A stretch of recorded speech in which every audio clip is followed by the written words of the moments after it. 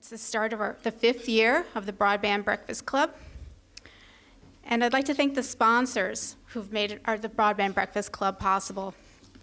Comcast, Google, ICF International, National Cable and Telecommunications Association, NCTA, US Telecom, and the Telecommunications Industry Association, TIA.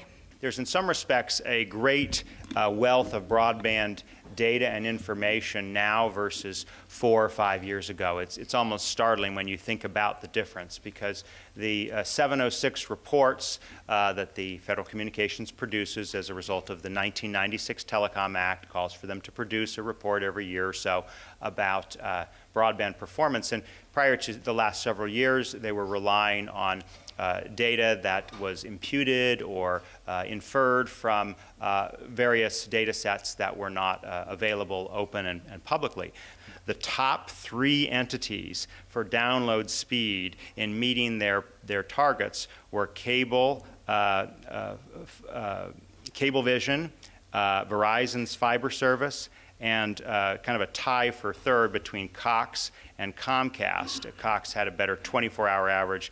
Comcast was better on peak speeds. That's the download speed. On the upload speeds, in terms of the percentage of meeting their promised performance, Verizon DSL was tops, Mediacom was second, and Comcast was third. So, I mean, this is data that came from thousands of data points conducted by Sam Knows under contract from the Federal Communications Commission.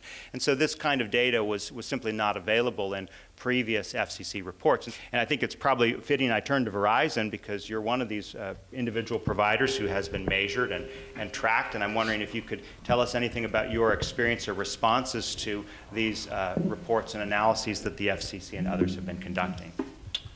Great, thank you, Drew, and thank you for the invitation to be here today. We are actually very pleased with this program.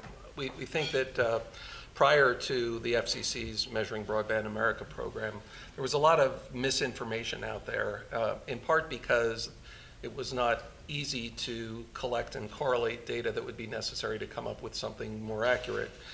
The average person in the UK was getting roughly half of what was the advertised speed. And that sort of became the popular belief that that was true of all broadband services. And that was what the FCC said actually in their National Broadband Plan report. And the fundamental problem with a lot of this is that they really had no way, they could see what the average speeds that they were getting were, but they had no way of correlating that with what the customer had actually purchased. And that's what the FCC's test really does, is each of the volunteers, they know what service that customer has purchased, what speed they're supposed to be getting, and then what speeds are actually being generated.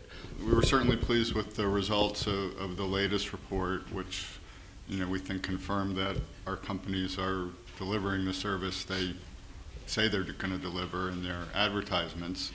As David pointed out, we disagreed with the Commission a few years ago when they said there was this huge gap between what companies are promising and what they're delivering. We thought they were misusing some of the data they had. OTI is the technology program at the New America Foundation, and we work on a wide variety of issues that often are kind of hard to tie together and characterize. I like to think of them all as relating in some way to access to information or access to networks.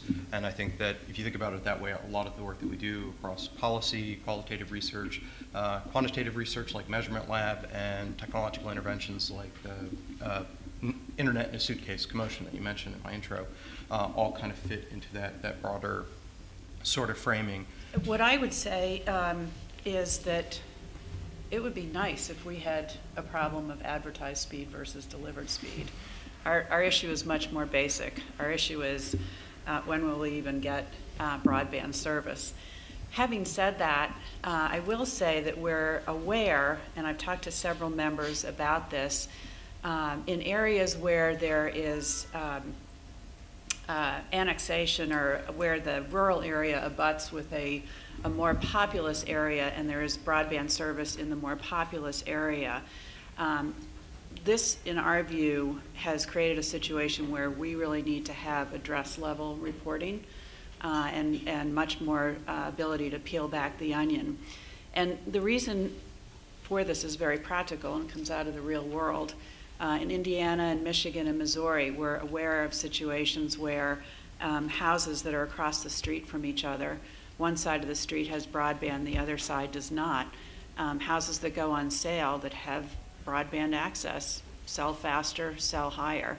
And that creates, an even deeper level of the digital divide in our worlds. Good news is that even if you still look at international rankings, we are not first in broadband. We are certainly first in broadband data. So I think that's a ranking that we can be very proud of. I think this is a very strong set of data. And to David and Steve's point, this is a great example of sort of multi-stakeholder processes working and people sort of finding a common goal. Not a universal solution for every policy problem, but a very effective one. It might be a good time to sort of revisit some of the earlier metrics and models to see, okay, this is what we were estimating. Now that we have some more precise data, how accurate were these sort of sampling models? I think that would be very useful sort of planning forward and also help with international comparisons of getting some pictures from other people. Are we continuously on a continuous trajectory from these earlier estimates, or is there wild discontinuities on different dimensions? And as much as I hate to sort of sound this vapid, it's a good time to sort of revisit what are the ultimate goals of widespread adoption, universal connectivity, things like this, and having that be sort of a strong motivator behind these reports as we have developed better and more precise metrics. Now is sort of the question of, okay, let's start using them to answer the big questions that matter. What are we trying to do here?